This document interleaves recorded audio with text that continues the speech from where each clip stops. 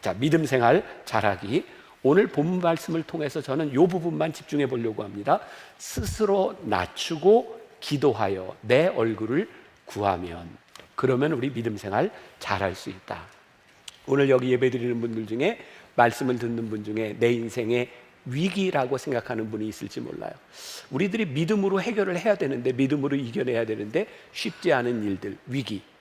언젠가 리서치 전문가가 저한테 그런 얘기를 했습니다.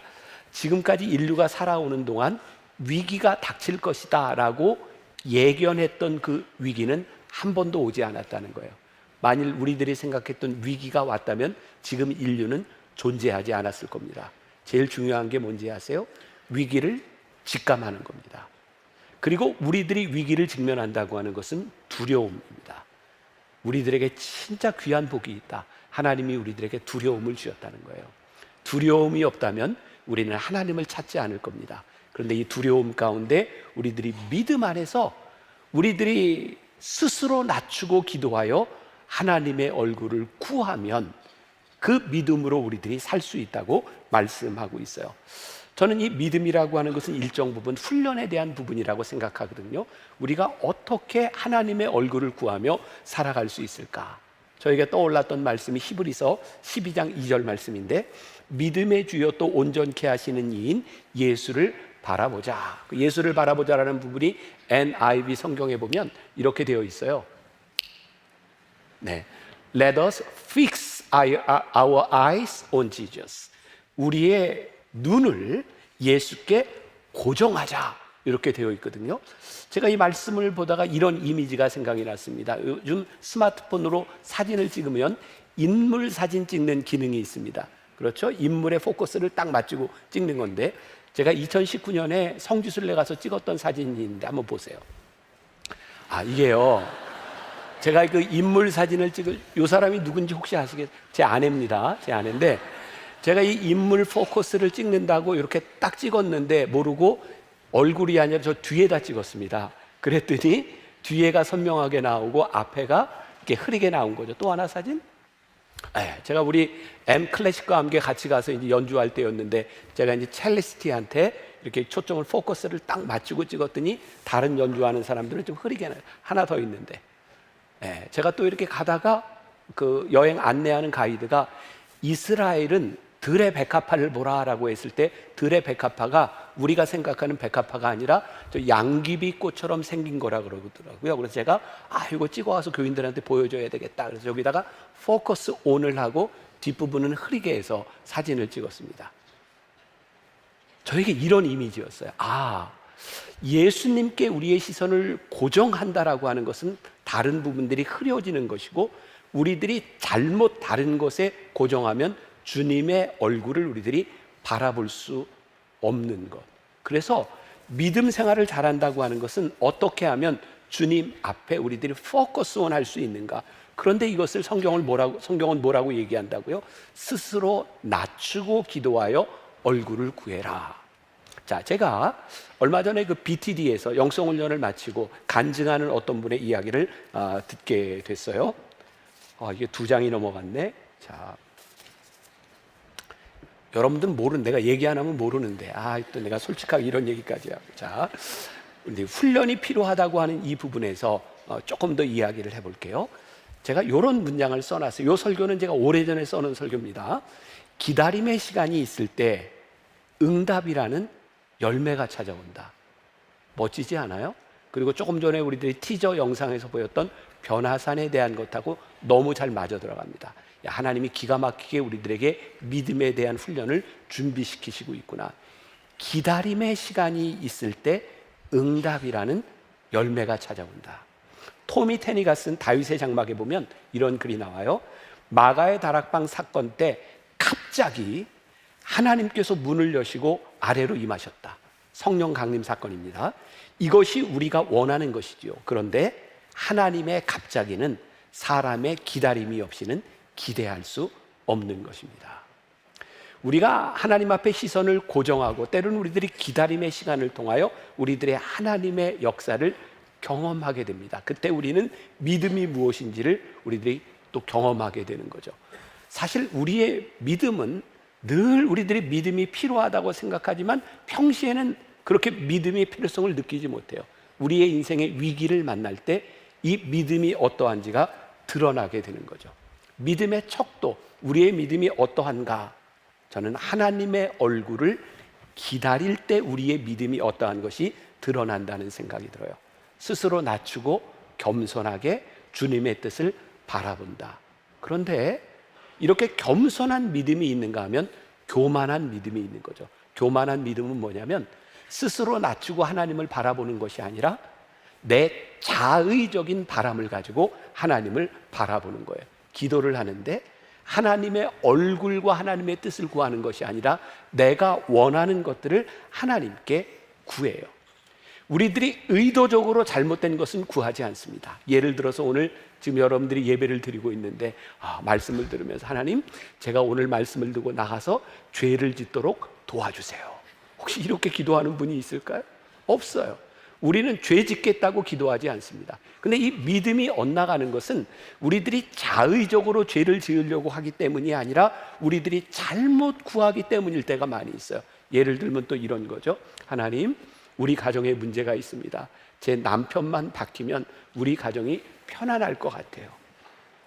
우리 아내만 바뀌면 우리 가정이 조용할 것 같아요. 우리 자식들만 좀 잘 되면 뭔가 문제가 해결이 될 것 같아요. 제가 왜 자의적인 기도라고 이야기하냐면 늘 나를 중심으로 누군가가 바뀌어야 되겠다고 기도할 때 하나님이 우리의 인생에 개입하시지 못해요. 왜? 다 잘못이 누군가에게 있는데. 오해하지 마세요. 남편과 아내와 다른 사람에게 잘못이 없다고 하는 것이 아니라 내가 중심이 되어서 기도할 때 하나님은 우리들의 삶에 개입하지 못하세요. 그때 우리의 믿음은 작동하지 못하는 거죠. 제가 조금 아까 이야기하려고 했던 BTD 간증, 어떤 분이 이렇게 얘기를 했습니다. 하나님의 은혜를 체험하고 나니 변해야 하는 것은 상대방이 아니라 저인 것을 깨달았습니다. 저의 모습을 보게 하신 하나님 너무나 감사합니다. 이곳을 내려가면 그 사람을 다른 눈으로 볼 수 있을 것 같아요. 제가 그 얘기를 들으면서 속으로 성숙했구나, 그리고 겸손하구나, 그런 마음이 들었어요. 자, 우리의 믿음 점검 포인트, 우리가 기도를 하고 그 기도를 하나님이 들어주신다면 그것으로 인해 하나님이 영광을 받으실 수 있겠구나. 그럼 오케이. 우리가 기도를 하고 하나님께서 들어주셨을 때 그것으로 인해 내가 사는 이 세상 하나님의 나라가 도래하고 있어 라고 생각한다면 오케이입니다. 내가 하나님께 기도하는 것, 그것을 들어주심으로 인하여 그 누군가에게 도움이 되는 게 확실해. 그럼 오케이입니다. 내가 기도하는 것을 들어주심으로 인해서 내 내적인 영이 성장하고 있어 라고 말할 수 있다면 그것은 올바른 기도를 하고 있는 겁니다. 그런데 우리의 기도와 우리의 믿음의 동기가 잘못되면 우리가 열심히 신앙생활하고 열심히 기도하는 것으로 인해서 믿음의 궤도를 이탈하고 하나님과 멀어질 수 있는 거예요. 제가 여러분들에게 참 많이 이야기하는 거잖아요. 우리들이 신앙생활하면서 너무 힘들고 이해하기 힘든 것 중에 하나가 어쩌면 저렇게 기도 열심히 하고 신앙생활 잘하는데 하나님의 모습이 보이지 않을까, 하나님의 성품이 보이지 않을까, 하나님과 멀어져 있는 모습들. 근데 문제는요, 우리들이 생각해야 될 것 중에 하나, 그래, 우리가 기도를 지금 잘못하고 있어, 우리 믿음이 잘못됐어, 그러면 이걸 교정하면 우리들에게 아무 문제가 없어야 되는데 사실 우리들의 삶에는 더 중요한 문제가 우리들에게 있는 거죠. 내가 신실하게 기도하고 하나님 앞에 틀리지 않은 그런 신앙생활을 하고 있는 것 같은데, 하나님, 제가 믿음 생활 잘하고 하나님 앞에 쓰임 받을 수 있도록 하나님 제 질병을 고쳐주세요. 이 기도가 뭐가 잘못됐을까요? 하나님, 우리 자식이 하나님 앞에 돌아올 수 있도록 우리 아들을 붙잡아 주세요, 우리 딸을 붙잡아 주세요.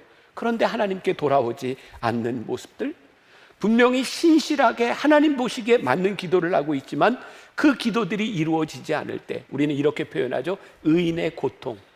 내가 왜 믿음 생활 제대로 하고 의롭게 살아가는데 우리들에게 이 고통이 끊이지 않을까. 예전에 그런 뉴스들 종종 보셨을 것 같아요. 어떤 어머니가, 할머니가 한 번도 빠지지 않고 새벽 예배를 다니시는 분인데 그분이 새벽 예배를 갔다가 돌아오다가 교통사고로 돌아가셨어요. 하나님 왜 이런 일을 행하시는 걸까요? 이전에 그런 뉴스 또 많이 봤어요.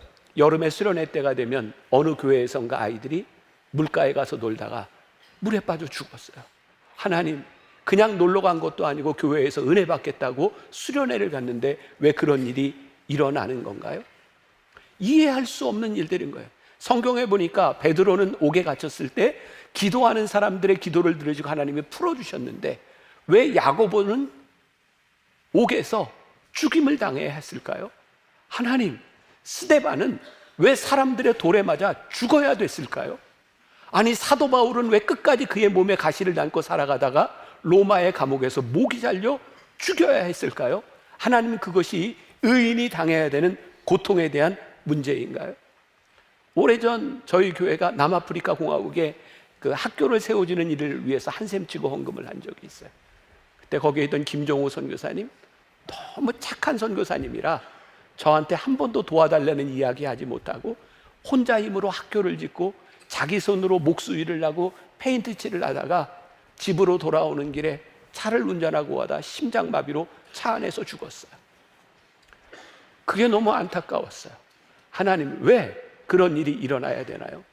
그런데 우리는 그 선교사님의 죽음 때문에 거기 남아있는 선교사님을 도와서 우리가 한샘 치고 헌금을 하고 거기에 학교가 세워졌어요. 사도 바울이 목이 잘려 죽었지만 하나님의 역사는 끝나지 아니하고 그가 옥에서 썼던 편지를 통하여 하나님의 역사는 계속해서 이루어지고 있었어요. 우리들에게 해결되지 않는 고난에 대한 문제, 의인의 고통에 대한 문제, 이게 우리들이 해결이 되지 않는데 하나님의 역사 가운데서는 그 고통의 일들이 한 번도 끊이지 아니하고 하나님의 역사 가운데 일어나고 있었어요.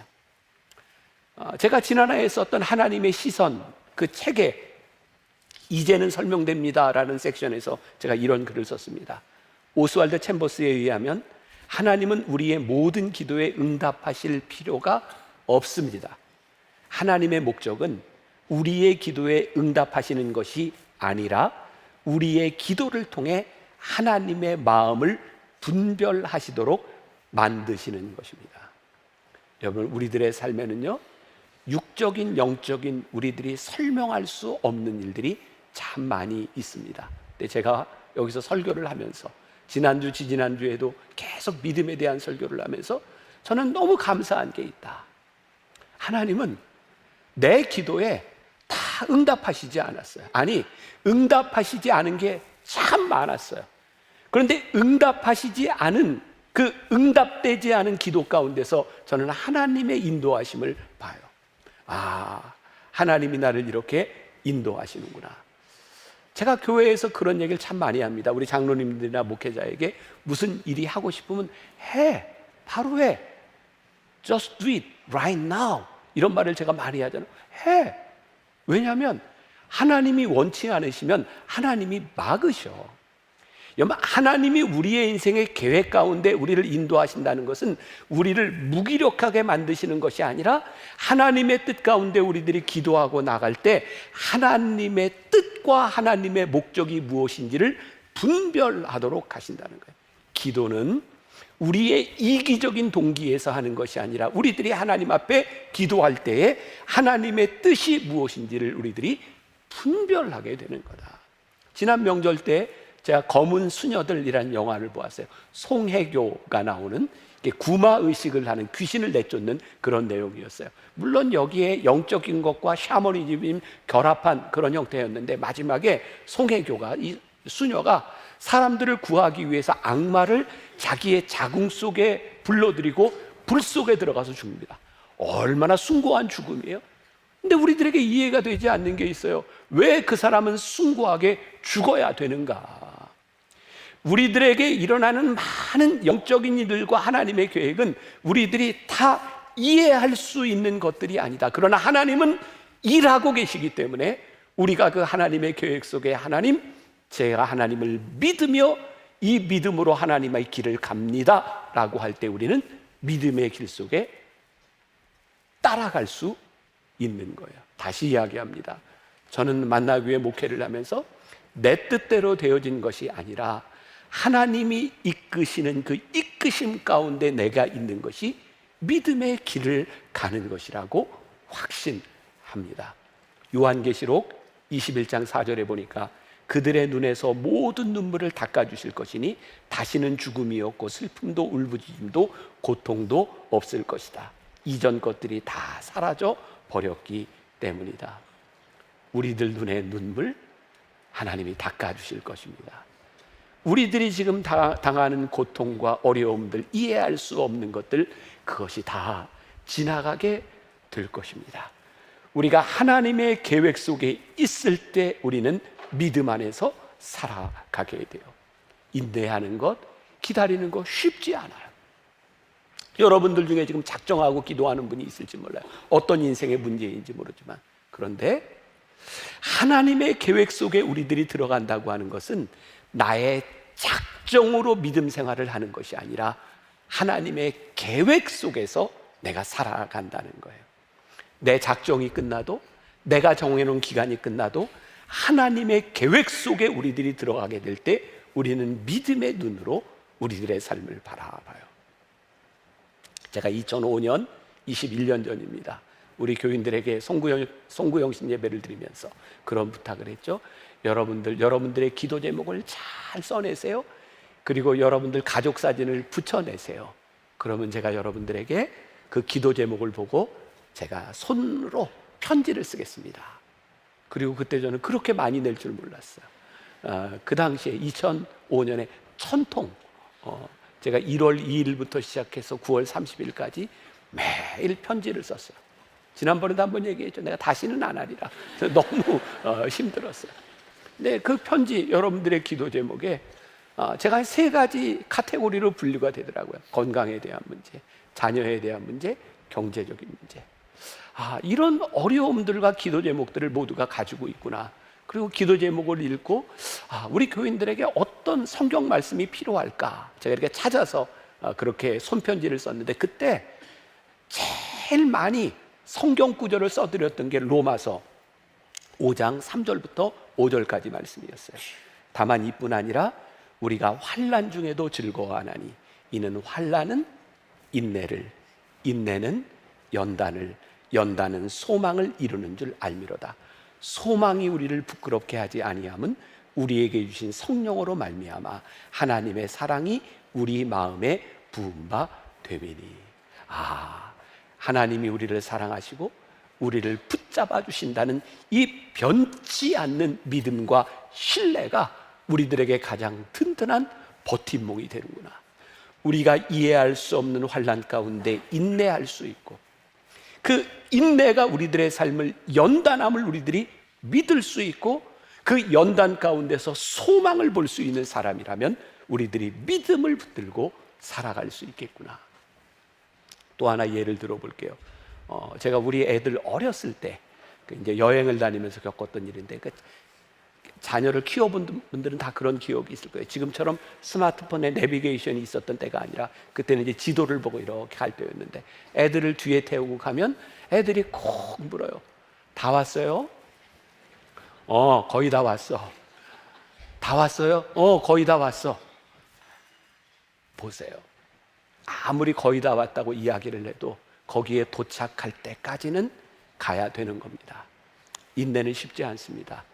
왜? 우리가 이해할 수 없는 그곳에. 근데 하나님의 계획 가운데 우리들이 있을 때 우리들이 인내할 수 있는 이유가 뭔가요? 하나님은 거기까지 우리를 인도하시는 분이야. 하나님의 계획 가운데 있을 때에 우리들이 인내하며 소망을 붙들 수 있는 거예요. 우리 아이들이 클 때, 아마 우리 아들내미가 아마 중학교 아마 올라갈 그때쯤이었던 것 같아요. 우리 아들내미가 목사 아들인데 갑자기 방학 때 머리 염색을 하겠다는 거예요. 생각해봐라. 근데 염색을 해야 되는 이유가, 아빠, 제가 앞으로 어떻게 될지 모르잖아요. 아빠처럼 되면 저는 아무것도 할 수 없어요. 그러니까 학창 시절에 이거 한번 해봐야 되겠다는 거예요. 그래서 그래 해라. 그래서 막 브릿지도 넣고 염색도 넣고. 근데 이제 계약할 때가 돼서 그건 이제 다시 탈색을 하든지 하면 되는데, 이놈이 또 뭐라고 얘기하냐면, 아빠, 저 귀도 좀 뚫고 싶어요.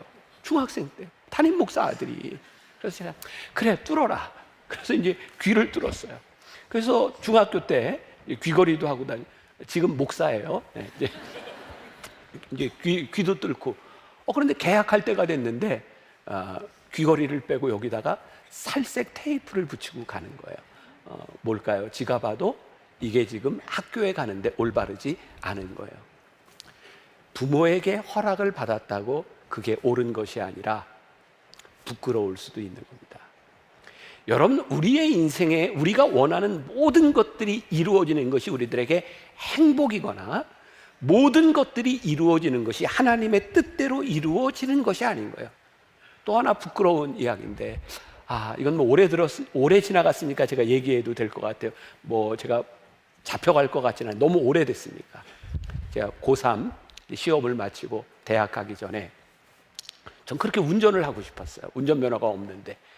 그래서 그 겨울 시즌에 아버지 차를 타고 제가 몰래 운전을 하고 나갔어요. 아파트, 이 공소시효 다 지난 거죠. 45년 전 얘기. 자, 그래서 이렇게 운전을 하고 딱 가는데 그때 기억해요. 그 길가에 교통경찰이 딱 서 있는데 거기를 지나갈 수가 없는 거예요. 무서워서. 사실 지나가도 아무렇지도 않았을 텐데. 그런 생각이 이 말씀을 준비하면서 운전면허를 딸 나이, 그것을 정해 놓았다면 기다려야 되는 겁니다.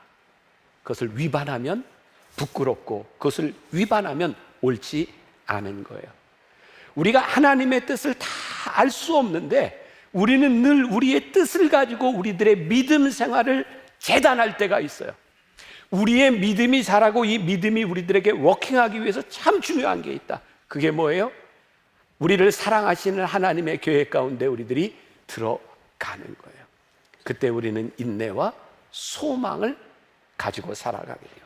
그러면 우리들의 이 믿음을 가로막는 것들, 왜 우리의 믿음이 성장하지 않는가? 간단하게 몇 가지를 생각해 봅니다. 첫 번째, 우리들이 기도하지 않기 때문에. 야고보서 4장 2절에 보니까 너희가 얻지 못하면 구하지 아니하기 때문이요. 자, 기도하지 않는다.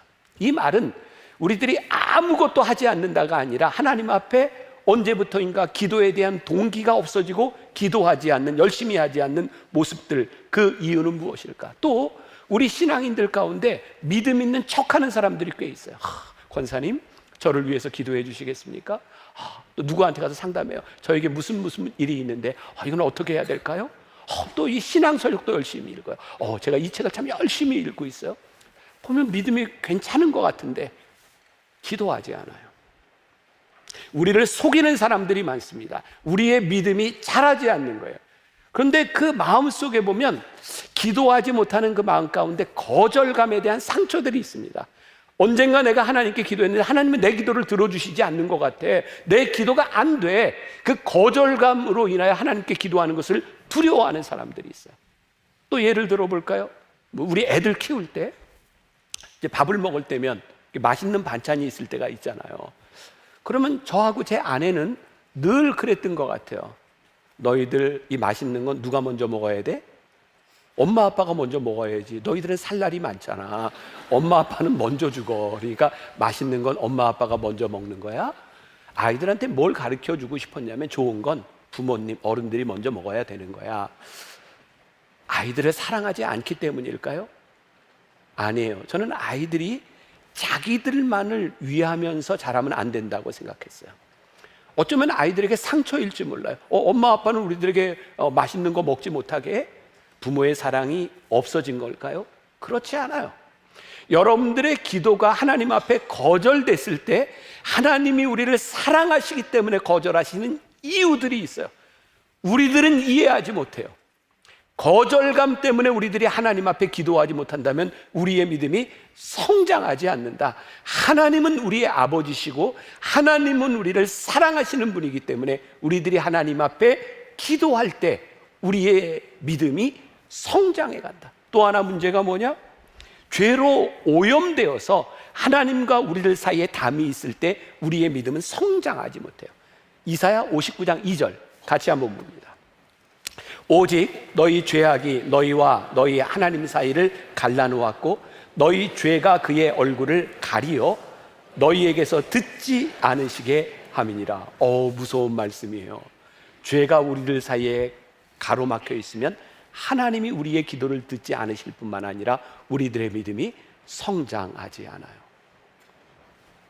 여러분들이 오늘 말씀을 듣고 일주일을 가서 생활하면서 여러분들이 깊이 묵상해야 될 부분이에요. 하나님, 왜 제 믿음이 자라지 않고 하나님과의 관계가 해결되지 않습니까? 여러분들과 하나님 사이에 이 믿음의 벽이 있어요. 하나님께 가까이 가지 못하게 하는 벽이 있어요. 하나님의 성품을 닮아가지 못하게 하는 벽이 있어요. 성경은 우리들에게 뭐라고 말씀하세요? 내가 그 벽을 허물지 아니하면 하나님께서 우리의 기도에 응답하시지 않는다는 거예요. 세 번째, 우리들에게 중요한 건 우리들의 잘못된 인간관계, 해결되지 않는 인간관계가 믿음을 가로막는다. 유명한 말씀, 예수님 산상수훈 가운데 마태복음 5장 23절 24절 같이 봉독합니다. 자, 시작. 그러므로 예물을 제단에 드리려다가 거기서 내 형제에게 원망 들을 만한 일이 있는 것이 생각나거든 예물을 제단 앞에 두고 먼저 가서 형제와 화목하고 그 후에 와서 예물을 드려라. 이렇게 해석해 볼까요?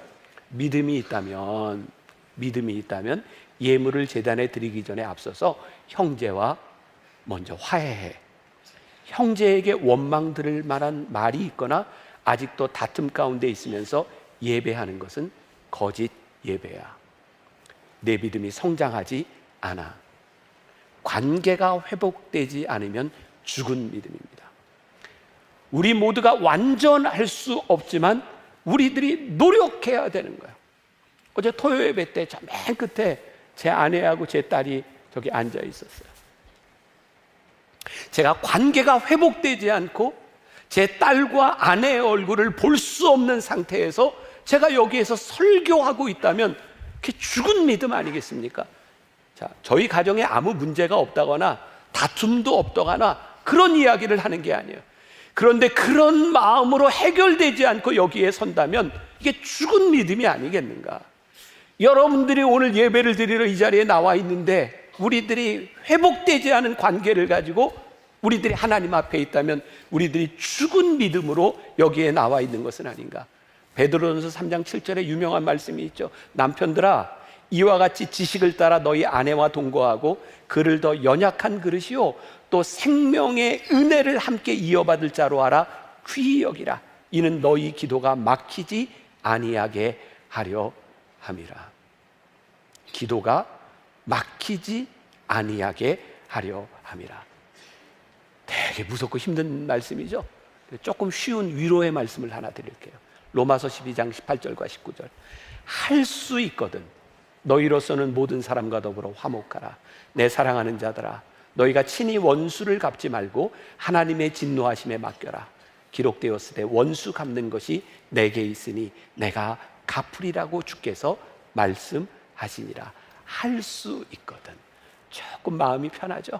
할 수 있거든. 근데 이 말은 그냥 네가 할 수 있거든 대충 해라 라고 하는 것이 아니라 네가 할 수 있는 한 최선을 다해라.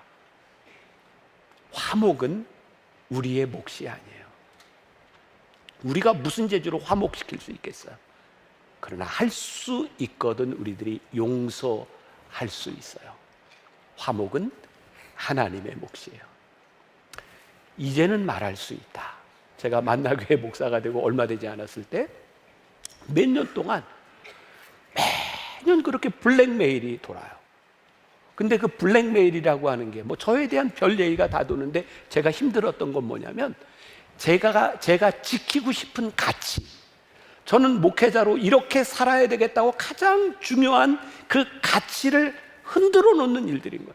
아니 어디에서 이런 근거 없는 그런 이야기들을, 그것도 사람들에게 편지를 보내는지 정말 내 속을 다 이렇게 쪼개서 보여주고 싶은 거예요. 어떻게 저런 나쁜 놈만 아니라 또 있었을 텐데, 그죠? 그 누군지 밝혀내고 싶은 거예요. 근데 어느 날 제 속에 그런 마음이 들더라고요. 밝혀내면 누가 그걸 썼는지 설교할 때 그 사람의 얼굴이 보이면 설교가 되겠냐? 그래서 밝히려는 생각을 버렸어요. 그리고 보니까 너무 감사해요. 내가 누군가의 허물을 드러내서 그놈이 얼마나 나쁜 놈인지를 아는 것보다 내가 하나님 앞에 설교자로 서는 것, 이것이 정말 귀한 일이었구나. 여러분들을 지금 힘들게 하는 그런 일들이 있을 거예요. 누구 때문에 화나고 누구 때문에 속이 뒤집혀질 것 같은 일이 있을 거예요. 그런데 오늘 우리들에게 하시는 말씀이 뭐예요? 할 수만 있거든 내가 그걸 하나님께 맡길 수 없겠니? 그때 우리의 믿음이 자라나는 거예요. 믿음 생활이 되는 거예요. 남을 돌보지 않을 때, 하나님의 성품을 닮아가지 못할 때 우리의 믿음이 자라나지 않는다. 저는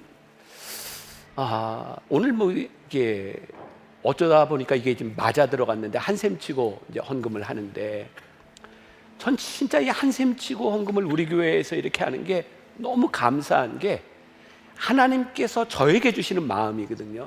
한샘 치고 할 때는 되게 두 종류 중에 하나입니다.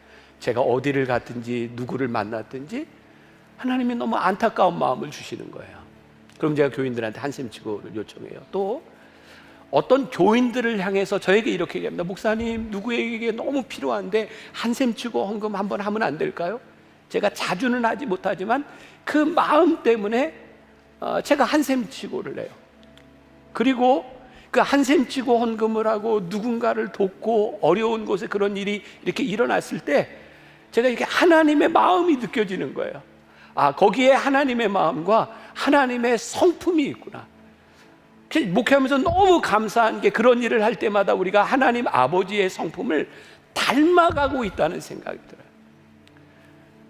우리들의 믿음 생활을 어떻게 잘 할 수 있을까요? 우리들에게서 하나님의 성품이 나타나는 거예요. 하나님의 모습이 우리들 가운데 드러나는 거예요. 믿음이 자란다고 하는 것, 우리에게서 하나님의 성품이 나타나는 것이다. 오늘 믿음 생활 잘하기 몇 가지를 여러분들에게 이야기했습니다. 자, 여러분들 마음속에 혹시 이런 결심을 하는 분이 있어요? 목사님이 믿음 생활 잘하는 방법을 알려줬는데 내가 잘 듣고 나가면서 잊어버려야지. 혹시 이러는 분 있으신가? 아니죠. 우리 말씀을 듣고 어떻게 해요? 살아내야죠. 말씀을 우리들이 품고 이 세상에서 그 말씀을 살아내야 믿음의 능력이 우리 안에서 나타나는 거죠. 아멘 타이밍이에요. 아멘. 다음 주에 우리들이 여기에 모일 때 믿음을 살아낸 모습으로 하나님, 우리가 정말 믿음으로 살려고 애쓰고 정말 힘든데 하나님이 이 믿음 붙들고 살려고 애쓰다가 여기에 나왔습니다. 그래서 여기 탁 들어오는데 십자가를 보는데 그냥 눈물이 확 쏟아질 수 있는 그런 믿음의 사람으로 다음 주에 다시 만납시다. 네. 오늘 이곳에 계신 성령님, 네, 함께 찬양합시다. 오늘 이곳에 성령님, 우리의 마음을 다스리시고 하나님을 앞서가지 않게 하여 주옵시고 주의 얼굴을 구하는 믿음의 사람들이 되게 하여 주시사. 하나님, 내 안에 역사하시는 하나님, 나를 이끌어 주시는 하나님 붙들고 나아가는 믿음의 사람들이 되게 하여 주옵소서. 우리를 인도하소서. 하나님, 우리가 믿음으로 살아가고 싶습니다. 믿음 생활 잘하고 싶습니다. 하나님, 우리의 삶에는 우리가 이해하지 못하는, 우리가 해결할 수 없는 많은 문제들이 있습니다. 그런데 오늘 우리들에게 이렇게 말씀하십니다. 네가 나의 계획 속에 들어와 보지 않겠니? 내 삶을 나에게 맡겨보지 않겠니? 스스로 겸비하여 하나님의 얼굴을 바라보며 살아보지 않겠니? 오늘 우리들에게 믿음을 요청하시는 하나님 앞에 믿음으로 살아가겠습니다. 믿음으로 승리하겠습니다. 이 세상 한가운데서 주와 동행하겠습니다. 다짐하며 나가는 우리 귀한 믿음의 사람들 되게 하여 주옵소서. 오늘도 하나님 앞에 거룩한 손길로 드린 예물들이 있습니다. 한샘칙으로 드려진 이 예물로 인하여 하나님 나라의 마중물이 되게 하여 주옵시고, 우리의 삶을 살아가며 우리의 소유가 하나님의 것임을 인정하며 드린 손길들 가운데 축복하시고 역사하셔서 하나님의 귀한 믿음의 사람들이 이 땅 위에 살아가며 물질로 인하여 고난당하지 아니하도록 붙잡아 주옵소서. 지금은 우리 주 예수 그리스도의 은혜와 하나님 아버지의 무한하신 사랑과 성령의 인도하심이 믿음으로 살기를 소원하며 이 세상으로 나가는 당신의 사랑하는 모든 백성들 위해 지금부터 영원까지 함께 하시기를 간절히 축원하옵나이다. 아멘.